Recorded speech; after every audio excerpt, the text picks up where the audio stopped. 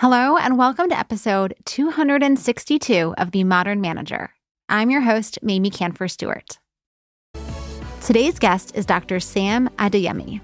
Sam is a leadership coach, global speaker, and strategic leadership expert who is focused on shifting people's mindsets so they can see possibilities and become those possibilities. He is also the author of Dear Leader, Your Flagship Guide to Successful Leadership. Sam and I talk about creative problem solving and decision making. He shares what he believes are the special ingredients to bringing a group together to creatively tackle challenges and make strong decisions. Now, here's the conversation. Thank you so much for joining me today, Sam. I'm really looking forward to our conversation. And the topic is one that I think is an important part of teamwork that we just don't talk about enough, and that is creative problem solving and creative decision making. So thank you so much for coming on. I'm looking forward to our discussion. Well, it's a great pleasure being with you today, Mami. Thank you for having me on your podcast. Absolutely. All right. So as managers and leaders, there's the need, where a lot of what we're doing is trying to work with our people to make decisions, to solve problems, to move work forward. And it can feel very messy sometimes. It doesn't always feel like the kind of thing that we can have a good system or process for. And also, we know that we need good systems and processes to bring us together to make good decisions and to deal with problems.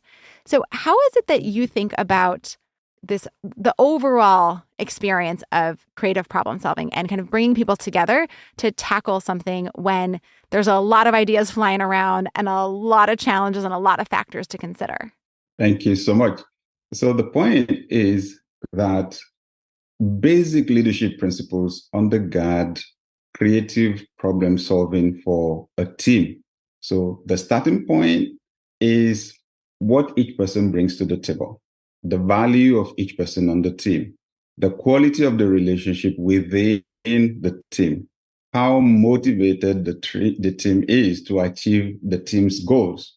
So when you lead a team, you've got to start from there. You've got to provide good leadership for the team. The team's got to know why the team even exists. Why does your organization exist? Why does your business exist? Because people find it very difficult to be motivated to do work that is not meaningful. Okay. So I had this interesting story, just a story of someone who was employed to pound a log of wood. Okay. It was a test, right? The log of wood was not going to be used for anything. So they gave him something just to hit that log of wood from morning till evening. And he was going to be paid a lot of money. And then halfway, when it was lunchtime, the person that gave the work came back and the guy had disappeared. As much as the money was attractive to him, the guy pounding just got frustrated because the log of wood was not going to be used for anything. So a leader has got to have a vision. It's got to be that you're going to make the world better, provide that for the team. And then each person on the team has got to be valued. I say one of my biggest discoveries, right, as a manager and a leader is the fact that everyone can lead. For a long time, I was part of those that believed that a few people are born to lead, everybody else is born to follow, right? And if you found me in a group when I was very young and you asked someone to volunteer to lead, I would be the last person because I am introverted and I was extremely reserved and extremely shy. And what changed everything for me was a book, Christian Leadership by Donald S. Altman.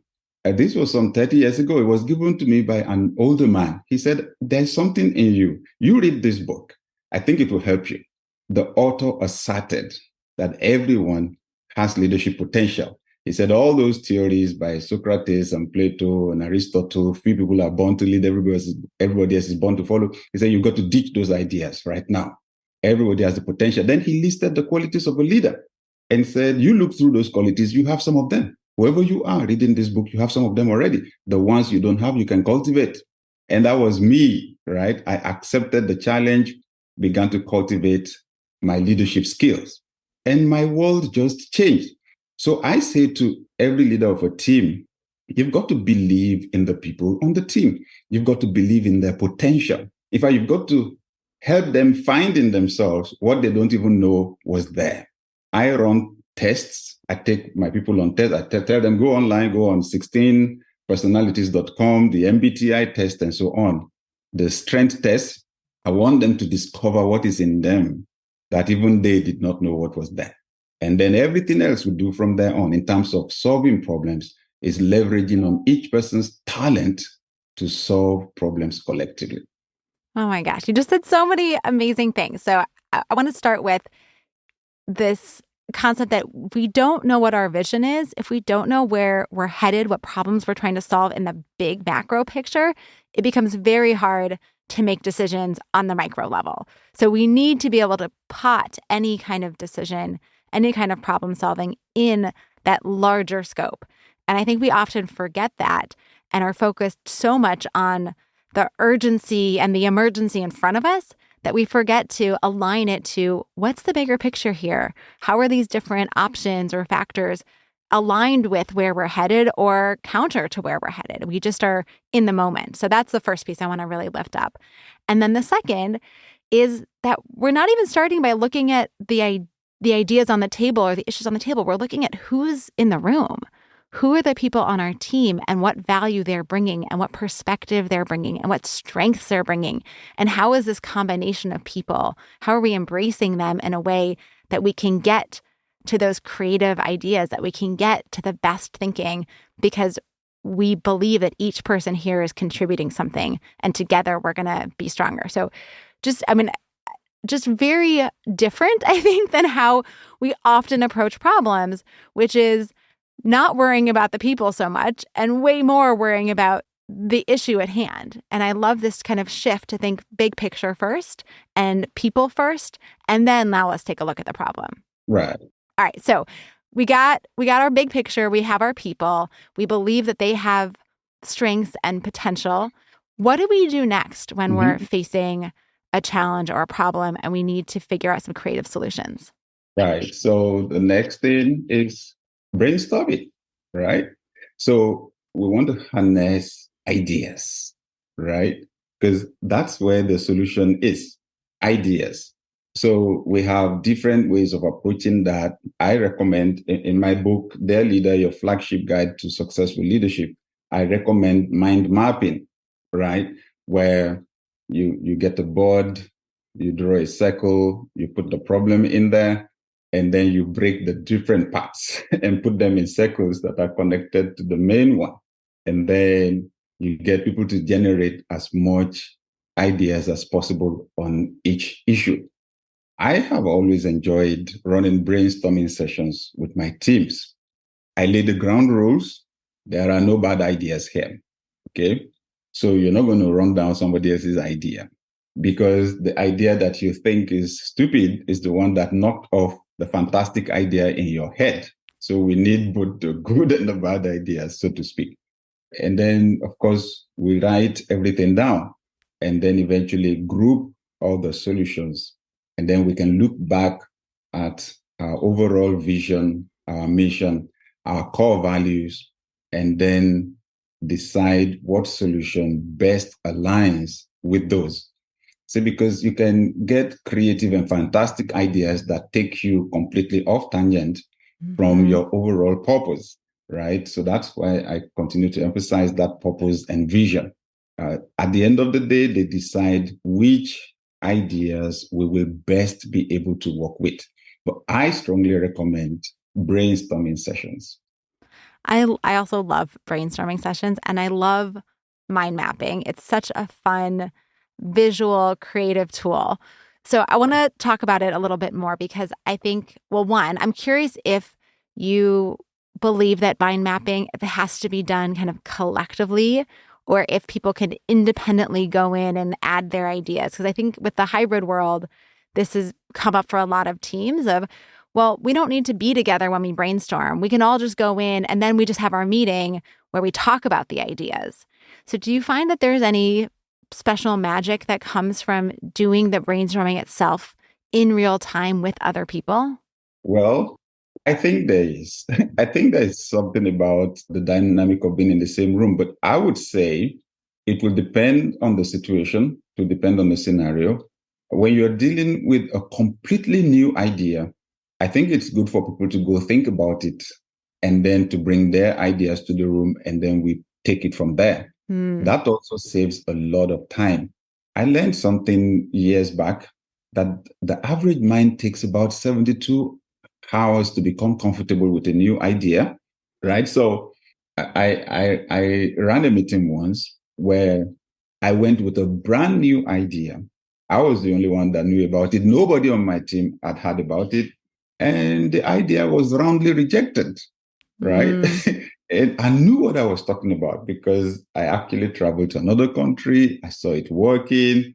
And I brought this idea that I thought would be helpful. And everybody just trashed it because they did not understand it.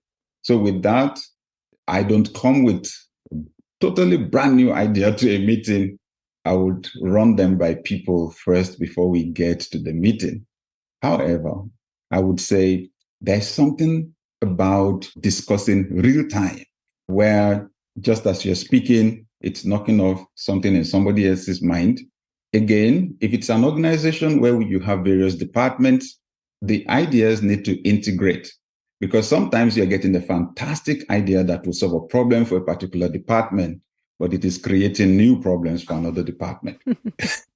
So right there, it can be addressed, right? Somebody can say, well, if we go that way, and that's a fantastic idea. If we went that way, this would be the implication for the finance department or for HR.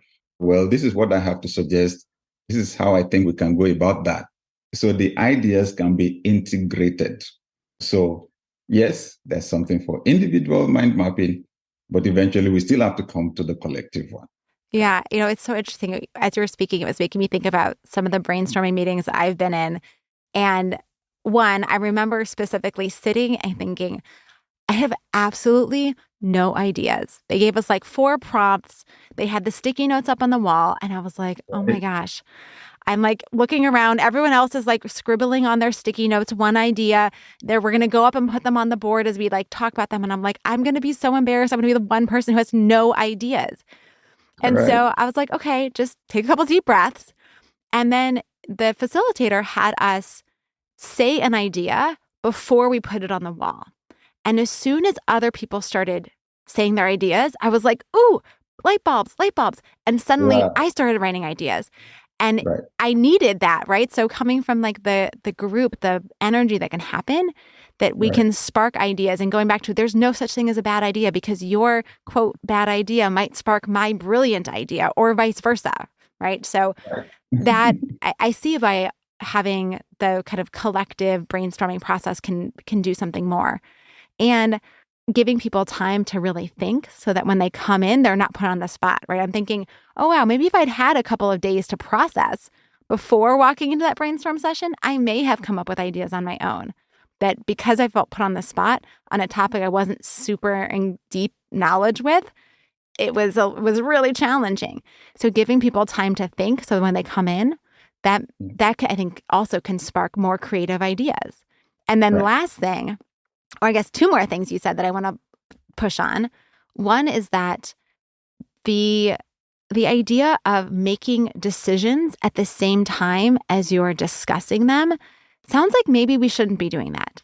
Then maybe we should have spaces for really creative brainstorming, looking at ideas, thinking about ideas, talking about ideas, but that we're not actually going to narrow in on which ideas we're going to move forward with until we've had time to process. Because if we need time to assimilate those thoughts, we need time to think about the implications, we need the time to get comfortable with something that might seem really risky or scary or new, but a few days later can start to feel like, oh, I can see how that might happen.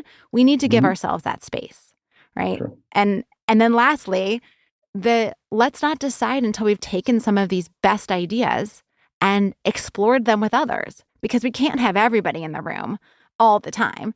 So who needs to be there in the beginning? And then when we have those kind of final ideas we want to work with, then who do we need to vet them with? Who do we need to see what our blind spots are and what other implications they might have that we're not aware of? So it's almost like we need to socialize them again before we even come to our final decision. And then that kind of overall make sure we have the right people looking at these ideas, the right space for creativity, and the right space for decision making. Fantastic. That is brilliant. I absolutely agree with that. It's your So, ideas. thank you. Sometimes intuition also plays a very big role, a very big role. So, yes, you're throwing the ideas around, your rational mind is functioning at its best capacity.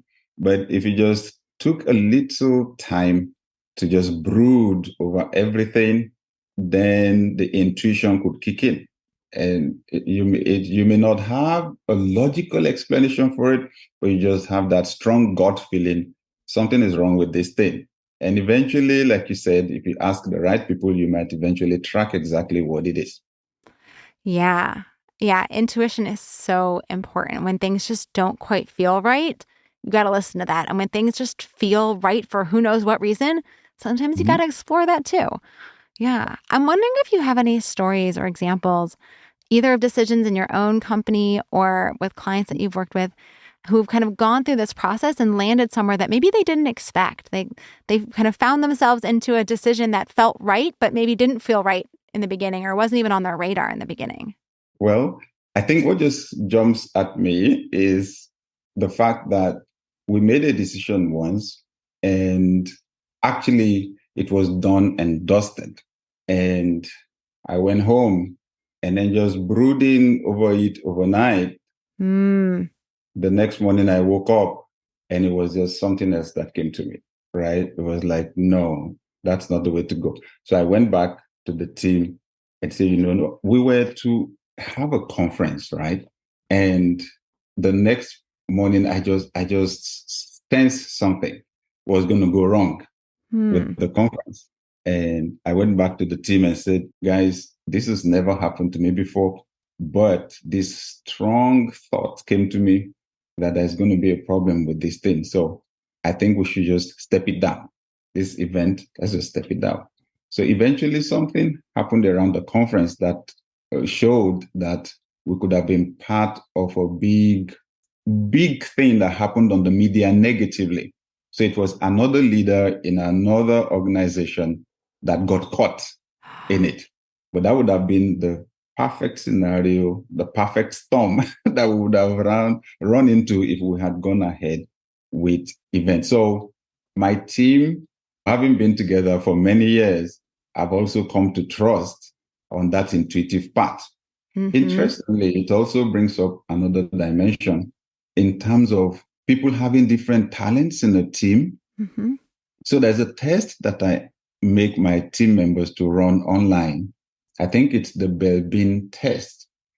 It defines team roles or team personalities. It says, yeah, you have your normal personality, but when you find yourself in a team, there's a particular personality that you display, and they have different names for them. There's the person that they call the plant.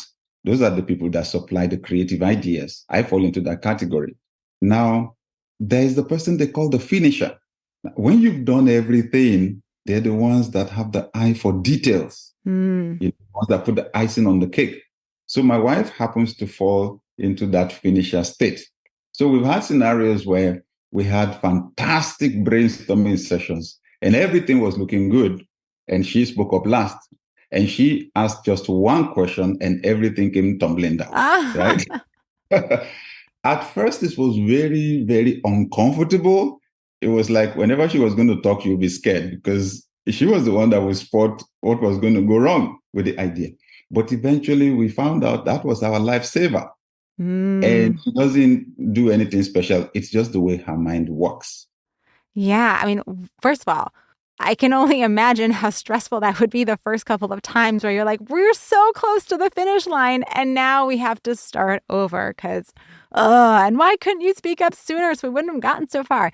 But it's only in those last moments where it really crystallizes. And to look at those kinds of comments as being a saving grace and not the person who's just out to make everything so much harder and just screw it all up for everyone and always the downer. Right. But to be able to look at that and say, yeah, it doesn't matter how far into a discussion or a decision we are. Right. If something isn't right, if there's a watch out we're missing, if there's something we haven't explored that is essential and critical to this being successful, raise it.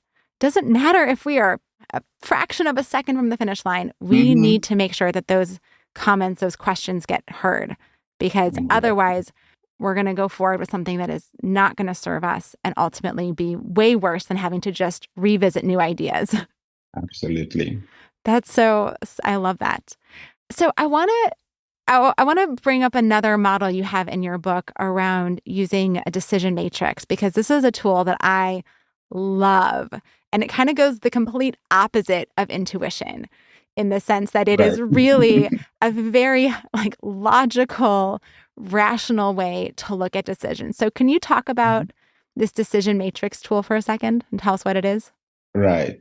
So we call them the reframing matrix, where you draw the chart, create a 4 quadrants, and then you want to look at the situation from different perspectives, right?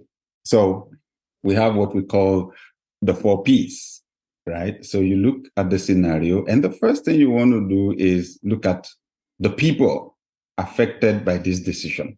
What do they think? What's in it for them? Because at the end of the day, if you're going to motivate anybody, it's the benefits that you sell, right? So who is going to be affected by this? It's amazing, honestly, how it shifts our perspectives when we consider who is going to be affected by this decision. Sometimes the people making the decision are not even going to be affected by the decision, right? Oh, yeah. So if they're not in the room, it's either you get them in the room or you make sure the data you're working with is coming from them. And this happens a lot with people in management, that it's actually maybe the front desk officer or the sales people that are making direct contact with our customers. They are the ones sometimes that are directly affected by a decision we're making at the top. So we need to be conscious of that. The people. Next is the product. Is this product presently meeting a need? What need or what needs are the product meeting? Okay. And this is interesting. As an entrepreneur and a creative person, I come up with ideas all the time for products and services. But they're not going to sell if nobody needs them, right? Or if I don't identify who needs them and make sure that I go present what I'm selling to the people that need them. So it's important to examine the product itself and to ask if it really meets the needs of our customers. So that's another quadrant altogether where we generate answers, right? And then we have planning. How are we going to go about this? What's our target? Okay, what's our goal? Can we break it down? Can we calculate from where we are? So what's going to take us from where we are to where we're going? So we populate the quadrant with all of these answers. Do we need to improve? Do we need to change anything? Can we identify what's been working for us? Can we identify what's not working? Where are the opportunities? Where are the threats?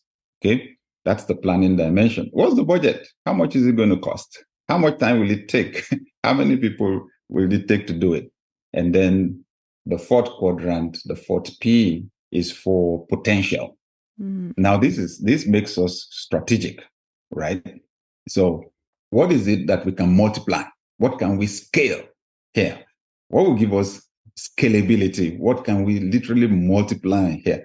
This is so powerful and important, especially for, should I say, small businesses, or when we're just creating products, experimenting with products and services. We've got to test the data. We've got to iterate and see what people like, what they don't like, how they like it, how they want it packaged or presented, and so on, because we can then take that and multiply it.